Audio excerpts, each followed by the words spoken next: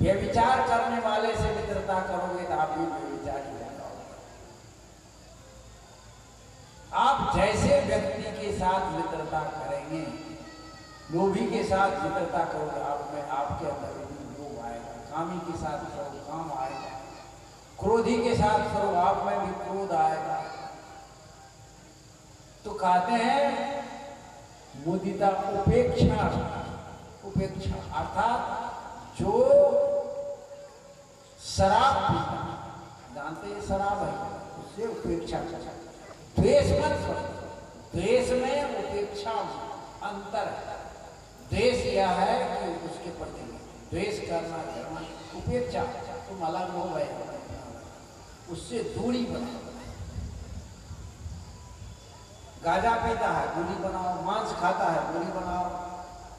व्यभिचार करता है, दूरी बनाओ। चोरी करता है, दूरी बनाओ। जिसको जानते हो कि यह गलत आदमी है, उसके प्रति मित्रता की भाव न रखना।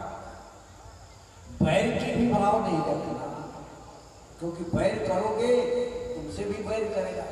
उपेक्षा की भाव।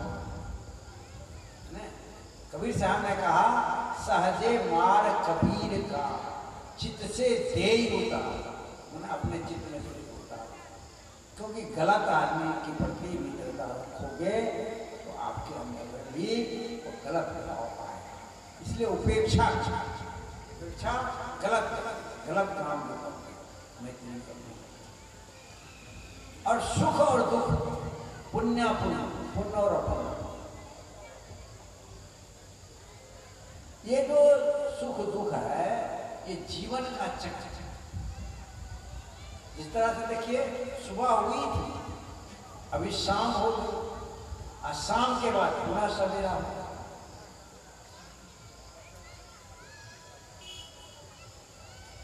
तो ये जो सुख दुख पुण्य पुण्य है, विषयानाम, ये विषय का चक्र। विषय के अनुसार, संसार के विषय के अनुसार, संसार के विषय आया तो हमें सुख हुआ, संसार के विषय हमसे छूटा दुख हुआ। क्योंकि अनुकूल वेदनीयम सुखम, प्रतिकूल वेदनीयम दुखम। हमारे मनोनुकूल कोई चीज मिला, बात मिली, साधन मिला, शक्ति मिला, सब कुछ मिला, हम सुखी हो। प्रतिकूल बात हुई, हम दुखी हो। तो सुख दुख, पुण्य अपुण्य विषय, ये विषयगत। संसार के विषय, संसार के प्राणी, संसार के पदार्थ से हमें सुख होता है, दुख होता है। मिलता है सुख होता है, बिछुड़ता है दुख होता है। यदि सज्जन मिलता है, संत मिलता है, सुख होता है। संत के बिछुड़ने से दुख होता है। यदि दुर्जन मिलता है तब क्या होता है? इको है तो बंद कर दो भाई, बनता है इको बोल दो। तो जैसे विषय है, तो विषया नाम माने सुख दुख, पुण्य पुण्य, विषया। तो विषय बाहर के प्राणी पदार्थ के मिलन से सुख हुआ, और बाहर के प्राणी पदार्थ के विचरण से हमें दुख। तो दुख सुख ये जो है ये विषयगत है। पुण्य अपुण्य ये भी विषयगत है। संसार के प्राणी पदार्थ आगमा पाई है, वो आता है चला जाता है। तो जैसे सुबह हुई शाम हुई, सुबह हुई शाम हुई, दिन हुआ रात हुई, दुख हुआ सुख हुआ। तो ये जो हमारे जीवन में क्रम वह चलते रहा। तो इसमें एक रस ये नहीं है कि सुख हुआ तो सुख ही रहेगा, सब दुख हुआ तो सब दिन दुखे रहेगा, ऐसी भी बात नहीं है। इसलिए सुख दुख वो आते जाते, आगमा पाई, आने जाने वाला।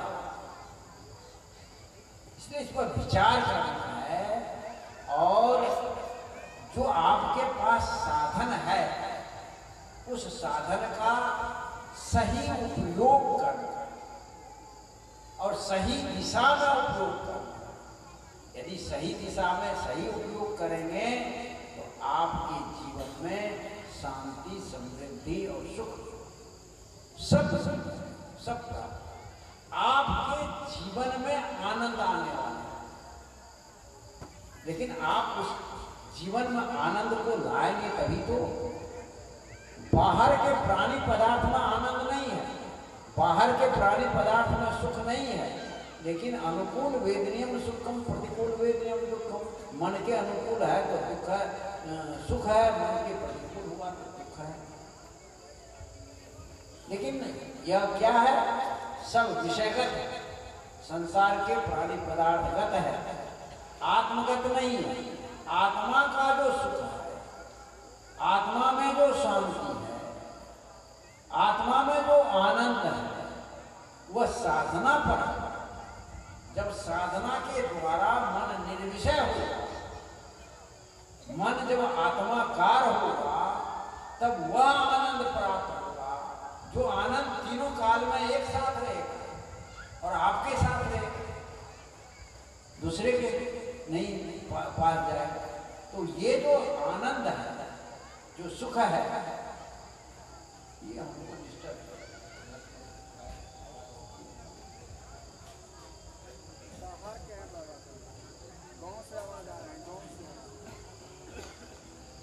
बोलिए सद्गुरु देव की जय।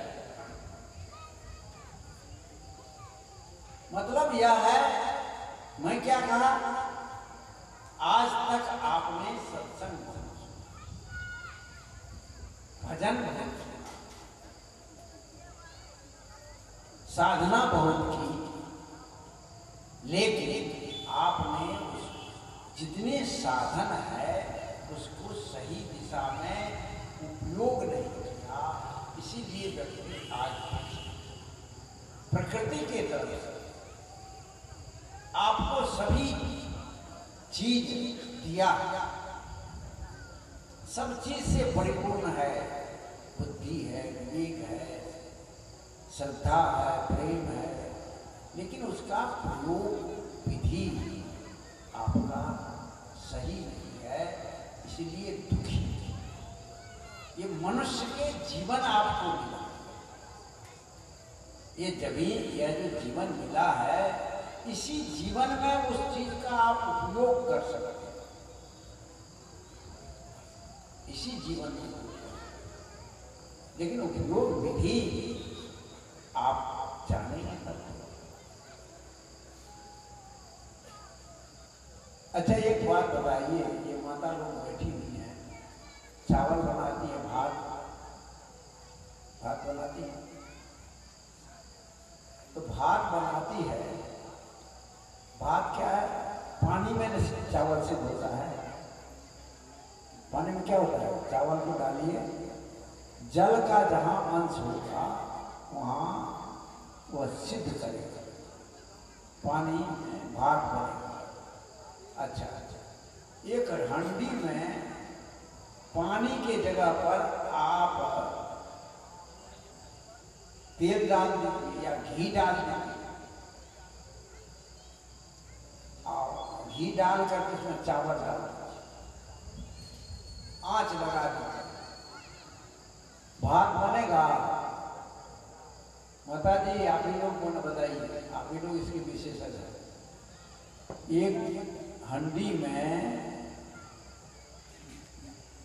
तेल डाल दें या घी डाल दें और उसमें उसको चूल्हा पर चढ़ा दें, आंच लगा दें, उसमें चावल डाल दें, आंच लगाते रहे तो भात हो जाएगा कि नहीं? बोलिए माता जी। कोई नहीं बोलते, हो जाएगा? नहीं होगा, भात नहीं होगा, भुज्जा हो जाएगा, जल जाएगा। आपको देर लगाइएगा तो जल जाएगा, भात नहीं। भाई पानी नहीं तो है, वो भी तरल पदार्थ है, तो तरल पदार्थ है तो भात होना चाहिए। ठंडी में रहे, आंच लगाइएगा तो वो चावल भूजा हो जाएगा, लेकिन चावल भात नहीं, क्योंकि उसमें जल का अंश, तेल में जल का अंश रूपांतरित है, क्योंकि पदार्थ है जलीय पदार्थ, जल अंश नहीं है, तेलीय लिक्विड है, लेकिन वह सिझाने वाला नहीं है, तो वह चावल को सिद्ध। दूध में भले आप चावल डालिएगा तो खीर हो जाए, क्योंकि दूध में जल है। दूध में क्या है? जल है। हम क्या करते हैं? यही भूल करते हैं, यही भूल हम करते हैं। ये उदाहरण मैं इसलिए दे रहा हूं, आपके देसी उदाहरण, ताकि आप समझ सकें। जिस तरह से हंडी में तेल डालने पर, आंच लगाने पर चावल देने से भात नहीं होगा, ठीक उसी तरह से अपनी श्रद्धा को, अपनी भक्ति को, अपने प्रेम को संसार के विषय में लगाने से सुख नहीं, शांति नहीं, क्योंकि वह जो विषय है, वह जो पदार्थ है, वह तो क्षणिक है, संभंगुर है, वो नाशवान है, रूपांतरित है, परिवर्तित है, उसमें सुख शांति कहां?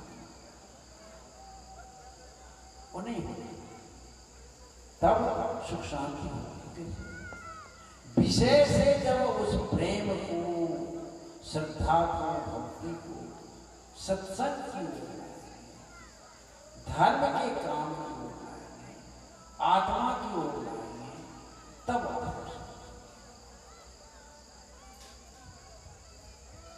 तो ये जो है उपयोग से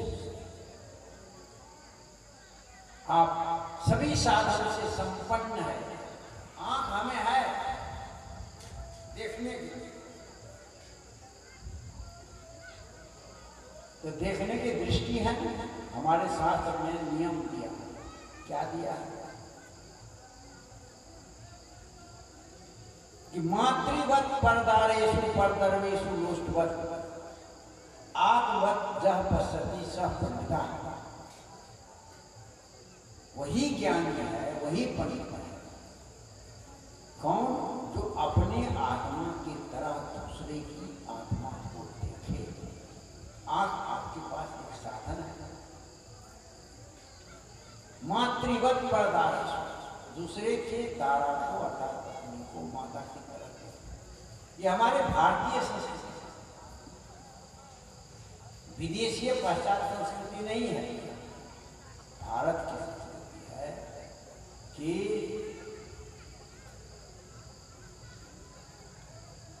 दूसरे की माता को, पत्नी को माता की तरह मातृवत करना, दूसरे के संपत्ति को लोहा की तरह, मट्टी की तरह, और अपनी आत्मा से, जैसी आत्मा है वैसे दूसरे की आत्मा को,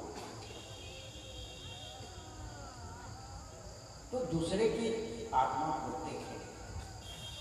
तो हमारे यहाँ की जो संस्कृति क्या है? आत्म धर्म प्राण, अध्यात्म, मन विषय की ओर नहीं है। लेकिन पाश्चात्य संस्कृति क्या है?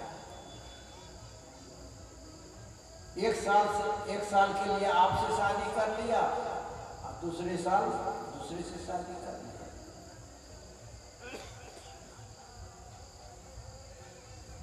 आज उसके पति है, कल उसकी पत्नी है, परसों उसके बेटा है, पति है तो किसी की पत्नी। मना ये एक दूसरे के प्रति समर्पण नहीं। हमारे यहाँ भारतीय संस्कृति में पिता बीमार हो जाता है, माँ बीमार हो जाती है, तो हमारे भाई दिल्ली में, पंजाब में, हरियाणा में या मद्रास में, मुंबई में, गोरा में कहीं भी काम करता है, कहते पिताजी को मार दो। तो वहां से एरोप्लेन से आ जाता पिता के तो माता को। लेकिन पश्चात में क्या होता है, वो देखने के लिए नहीं आता, वहीं से कहता है सॉरी सॉरी, खेद है, मुझे दुख है कि मैं आपके पास नहीं आ सकता, मुझे काम है। इससे काम चलेगा क्या है? वहां का जो वैवाहिक जीवन है वो क्षणिक जीवन है, वो समर्पण का जीवन नहीं है, वो अनुबंध का जीवन है।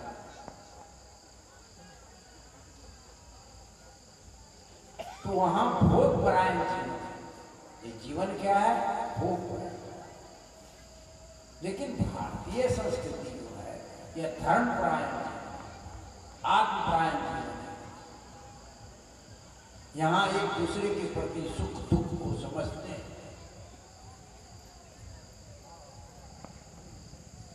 आज वो पाश्चात्य संस्कृति हमारे भारतीय संस्कृति पर प्रभाव डालने से हमारे समाज में भी विकृतियां आ रही।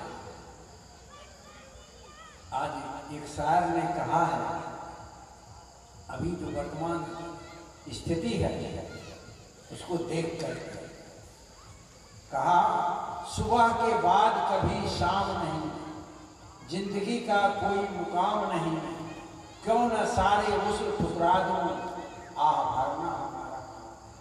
आज ये स्थिति हमारे देश की। पाश्चात्य संस्कृति वो विकृत संस्कृति, वहां रस नहीं है, वहां निरसता है, वहां शुष्क है। लेकिन भारतीय संस्कृति सरस है। हमें एक आत्मीय लगाव, हम शरीर के संबंध से नहीं रहते, आत्मा से हमारा संबंध। लेकिन पाश्चात्य संस्कृति क्या है? शरीर का संबंध, आत्मा का संबंध नहीं। ये फर्क। पाश्चात्य लोगों का जो संबंध है, जो पति पत्नी का संबंध है, और भारतीय लोगों का जो संबंध है, दोनों में बड़ा फर्क है। पाश्चात्य लोगों का संबंध क्या है? शरीर से। शरीर से हुआ उसकी पत्नी है, शरीर से हुआ उसका पति है। चाहे वो 2 वर्ष में 10 वर्ष में एक बेटा हुआ, कोई बेटी हुई, फिर वो दूसरे की पत्नी होगी, वो फिर दूसरे की पत्नी होगी। क्या हो? आत्मा से थोड़ा संबंध नहीं, वो शरीर से। लेकिन भारतीय संस्कृति क्या है? हम जन्म जन्म तक, हम 7 जन्म तक साथ निभाते, आत्मा की संबंध है। ये एक आत्मा दूसरे आत्मा के साथ संबंध होता है। शरीर नहीं, शरीर तो जड़ है, शरीर प्रकृति है, शरीर नाशवान है, शरीर बूढ़ा होगा, शरीर वृद्ध होगा। तब तो हमारे यहाँ देखते हैं, सतवान की कथा सुनते हैं, ऐसे कई माताएं की कथा सुनते हैं जो पति विकलांग है, कोढ़ी है या कोई बीमार ग्रस्त है, फिर भी उसका सेवा क्या है? आत्मा। और उसका संसार में नाम।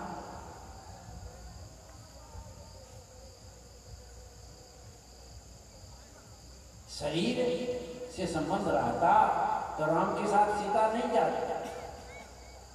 वनवास राम को हुआ था, सीता से साथ, क्योंकि आत्मा से संबंध। दुख सुख में हम साथ हैं। तो ये जो है पाश्चात्य संस्कृति, भारतीय संस्कृति बहुत आत्मवत जह पश्यति स पंडिता, हम अपने आत्मा की तरह दूसरे की आत्मा को देखते हैं।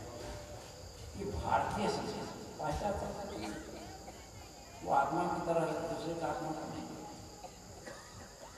हाँ, जिससे उसको स्वार्थ है, उससे वो प्रेम करेंगे, स्नेह करेंगे, लेन करेंगे, देन करेंगे, व्यापार।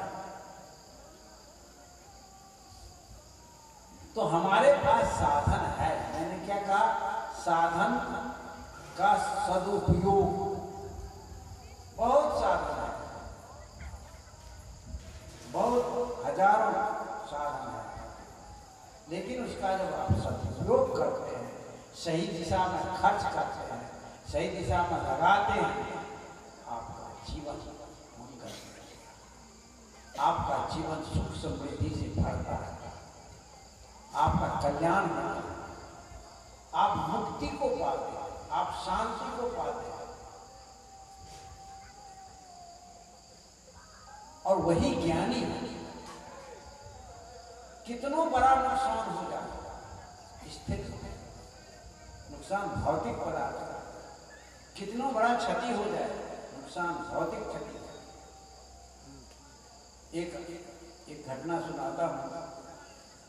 कथा भले काल्पनिक हो या कुछ भी हो, सार वस्त्र को लेना चाहिए। दो भाई भाई, दोनों भाई की शादी हो गई थी, दोनों के छोटे छोटे बाल बच्चे भी थे। तो दोनों भाई परस्पर प्रेम से रहते। सौसे गांव में झगड़ा होता था, और उस घर में झगड़ा होता ही नहीं, वहां स्वर्ग था, वहां स्वर्ग था, वहां वही घर मंदिर था। क्यों? साधन का सही उपयोग करता था विवेक। तो लोग बराबर चर्चा करते, इसके घर में कभी झगड़ा नहीं होता, कैसे झगड़ा हो, कैसे झगड़ा हो, कैसे झगड़ा। तो बड़ा भाई छोटा भाई दोनों भाई बराबर करते। लोग कहता है कि झगड़ा नहीं होता, तुम करो झगड़ा। कैसे करेंगे? कहा कि ये घड़ी हम रखते हैं, कहते हैं तुमको मेरा है, मैं कहा कि ये घड़ी रख दिया टेबल पर, कहा कि ये मेरी घड़ी है। छोटा भाई कहता हाँ ये आपकी मेरी कहा। तब कैसे झगड़ा? कहा हम अलग है, ये नहीं है तो हम आपके हैं, आप हमारे हैं, हम कैसे कहेंगे हमारी? झगड़ा दोनों भाई ने कहा चलो गोतनी में झगड़ा लगा दे, कलयुग महाराज गया। तो अचार बनाता है ना, तो अचार धूप में देता है सूखने के लिए। तो तेल वेल डाल करके अचार को भर करके मसाला डाल करके धूप में दिया था। शाम हुई तो उसको घर में रखना है। तो बड़ी जो गोतनी थी वो कोई काम कर रही थी, छोटी गोतनी उठाई, सोचा कि इसको मैं सीख पर रख दूँ। शिखर होता है रस्सी का बना था, तो वो थोड़ा ऊंचा था, तो टूल या कुर्सी कुछ रख करके उस पर चढ़ करके ऐसे रख रही थी, लेकिन उसमें तो लगा हुआ था, कहता है कलयुग महाराज लगा हुआ था, लड़ाई लगा के झगड़ा करा। तो वो उसमें डाल तो रहा था, आधा डाला कि ऐसे किया कि बस हाथ से पलट गया, गिर गई, फूट गया। तो फूट गया तो कोई बात नहीं, अब क्या करेगा, फूट गया। उसे उठा कर दिया, तेल भी खत्म हो गया, सब मसाला वसाला छिड़क चल गया, अचार बड़ी गोतनी आई, कहा कि बहन क्या करें, ये गिर गया, आप रख रहे थे और फट गया, फूट के गिर गया। अच्छा गिर गया तो क्या तुमको तो रखना ही नहीं चाहिए, रखना तो हमको चाहिए था, तुमने रख दी तो गिर गया, और क्या करें? रखना हमको चाहिए, हमसे भूल हो गई, हम नहीं रखे, इसलिए तुम रख रही थे, गिर गया, तुम्हारा कोई दोष नहीं, इसमें दोष तो मेरा है, हमको ध्यान देना चाहिए। फिर आगे कहा वो झगड़ा कहाँ हुआ?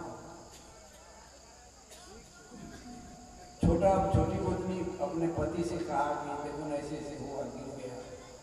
अरे तुम लोगों का कहाँ दोष है, रखना, हम छोटा भाई है, हमको रखना चाहिए, हम रख देते तो नहीं गिरता।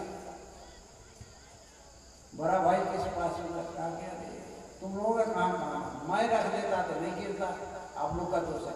तो जब वह व्यक्ति अपने ऊपर गिरता है तो वहाँ झगड़ा नहीं। जब हम अपना दोष दूसरे को मारते हैं झगड़ा होता है। आज घर में परिवार में क्या है, गलती हम करते हैं, दूसरे को मार देते हैं, आप पर मर देंगे, उस पर मर देंगे, उस पर मर देंगे, अपनी गलती दूसरे पर उतारने का कोशिश करते। और इसी में झगड़ा हो गया, इसी में अशांति होगी। तो सभी के जीवन में, सभी के जीवन में तमाम जो है ना, कहना चाहिए स्रोत, आप अच्छा करें, कल्याण हो जाए आपका, सभी के जीवन में यह अवसर है। कब? जब आप अपने साधन का सही दिशा में उपयोग, यदि गलत दिशा में उपयोग करेंगे तो आपके पास, मैंने क्या कहा, समय भी हो गया है 6:30 बजे। मैं कहा कि आपके पास दो तरह का साधन, एक भौतिक साधन है, एक आध्यात्मिक साधन है और आंतरिक साधन है। तो भौतिक साधन में ये शरीर भी है, घर है, परिवार है, बेटा है, बेटी है, धन है, संपत्ति है, उसको सब साधन है, सब किसके लिए है? आपके सहयोग। फिर से मैं बात को खत्म करूँ, आपको हित करने का, बेटा बेटी, पति पत्नी, स्त्री पुरुष, धन संपत्ति, हाथी घोड़ा, कार जीप मोटर वगैरह सब कुछ आप, ये जितने बाह्य साधन, खेती घर परिवार जो भी कुछ है, सब बाह्य साधन है और सब आपका साधन है। देख लीजिए कितना है, उसका सही उपयोग किए आप आनंद, सुख को प्राप्त, शांति को प्राप्त, और गलत प्रयोग किए तो दुख को प्राप्त। और आंतरिक साधन, आंतरिक साधन आपके पास है, ध्यान है, जप है, साधना है, भक्ति है, प्रेम है, श्रद्धा है, करुणा है, सहिष्णुता है, उपेक्षा है ना, मैत्रीता है, ये तमाम ये आंतरिक साधन आपके अंदर, इसका भी सहयोग कहीं श्रद्धा। अब देखिए कबीर साहब कहे, जाको सदगुरु ना मिला व्याकुल धो दिस धाय, आंख न सूझे बावरा खड़गरे गुरु पिता। हम अपने माता पिता को पानी नहीं पिलाते हैं, सेवा नहीं करते हैं, जाकर के करने बैजनाथ धाम जाते हैं। अब जब जिंदा होता है माता पिता, उसकी श्रद्धा भक्ति नहीं करके, उसकी सेवा नहीं करते हैं, मरने के बाद पूरी जिलेबी का भोज करते हैं, रसगुल्ला टिक्की का भोज करते हैं, जाकर के गया जी में पिंडदान करते हैं। तो कहाँ हम श्रद्धा का शक्ति का उपयोग करेंगे, इस पर विचार करना चाहिए। अपने जीवन को सही दिशा में, अपने साधन को सही दिशा में, अपने ज्ञान को, ज्ञान भी आपके पास साधन है, बुद्धि भी आपके पास साधन है, विवेक भी साधन है, विचार भी साधन है, बहुत साधन है, एक दो साधन नहीं है, सैकड़ों साधन से आपको सुसज्जित कर दिया है अपने सुख को, शांति को प्राप्त करने के लिए। लेकिन आप उसका सही उपयोग नहीं करेंगे, इसलिए आप दुखी है। मैं जो लोग, आप बहुत दिन से आप वचन सुने होंगे, बहुत शब्दों से सुने होंगे, मैं जो बोलता हूँ अपने अनुभव की बात बोलता हूँ, अपनी साधना की बात बोलता हूँ, जो जीवन में उतारा हूँ वही आपको। मैं सुख और दुख दोनों से बड़े का अनुभव करता हूँ। सदगुरु धर्म स्वरूप साहब जी इस धरती की महान संत हैं, आप सब जानते हैं। सदगुरु धर्म स्वरूप साहब जी ने जो मुझे ज्ञान दिया, उस ज्ञान से, नहीं तो आज मैं भी पढ़ा, सुख दुख से पढ़े। सदगुरु धर्म स्वरूप साहब जी कभी शरीर से नहीं, लेकिन अपनी साधना से, अपने भक्ति से, अपने ज्ञान से पूरे धरती पर फैले हुए हैं। उनकी ज्ञान, उनका ज्ञान, उनकी भक्ति, उनकी साधना, और उसी को पाकर के मैं सुख पड़े। परम पूज्य सदगुरु धर्म स्वरूप साहब जी की जयंती सूचना दे देता हूँ। 15 नवंबर कार्तिक पूर्णिमा में के दिन सदगुरु का प्रादुर्भाव हुआ था, और 22 अगस्त, इस बार तो 15 नवंबर को परम पूज्य सदगुरुदेव जी का जयंती मनाएंगे हम लोग। जीवन ज्योति केंद्र में आप सागर आमंत्रित हैं, आइए। वो पूर्णिमा कार्तिक पूर्णिमा है 15 नवंबर को, और 22 अगस्त को सदगुरुदेव जी ने शरीर का, इस पंचभूत शरीर को त्याग किया। उसके स्मृति दिवस हम मनाते हैं, और आप लोग भी आते हैं। उसमें एक सूचना और दे दूँ कि उसी अवसर पर ध्यान शिविर का आयोजन होता है 5 दिवसीय। आप उसमें आकर के भाग ले सकते हैं।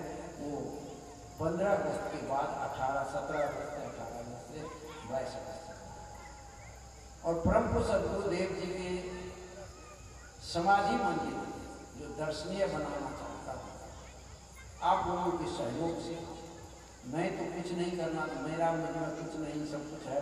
तो 13 दिन को सूखता क्या लगा, मेरा कुछ नहीं, मैं एक निमित्त मात्र हूँ। करने वाले सब आप हैं, और सदगुरु की आशीर्वाद है। तो सदगुरु धर्म स्वरूप साहब जी की समाधि का निर्माण का कार्य चल रहा है, उसमें आप लोग सहयोग करेंगे, करते आए हैं और आगे भी करेंगे। तो वो निर्माण कार्य हो रहा है, वो दर्शनीय बनाना चाहते हैं, क्योंकि सदगुरु धर्म स्वरूप साहब जी इस धरती के एक विशिष्ट संत थे, जो सदगुरु कबीर साहब के ज्ञान के जन्म, हृदय प्रेम, साधना को हम लोग चाहते हैं कि आप लोग के सहयोग से, तन से, मन से, धन से, जो भी जैसा सहयोग करते हैं, सदगुरु धर्म स्वरूप साहब जी की समाधि को दर्शनीय बनावे और अपने जीवन को सफल बनावे। और जो समय से कार्यक्रम होता है उसमें भाग लें। जीवन ज्योति केंद्र बिहार के मूल केंद्र है, इसलिए केंद्र से जुड़े जीवन ज्योति केंद्र, उसके सदस्य बने, उसकी सदस्यता रसीद लें। और यदि कबीर साहब कहते हैं, उल्टे सीधे मूल को फले फूले अपाए, मूल को यदि हम सींचेंगे, मूल को आगे बढ़ाएंगे, जड़ को आगे बढ़ाएंगे, हम सब के सब आगे बढ़ेंगे, तो सबका जीवन मंगलमय हो, सब सुखी हो, शांत हो, मुक्ति को प्राप्त करें, कल्याण को प्राप्त करें। इन्हीं सब सबको साधुवाद देते हुए देता हूँ वाणी में विराम। बोलिए सद्गुरुदेव की, बोलिए सद्गुरुदेव की।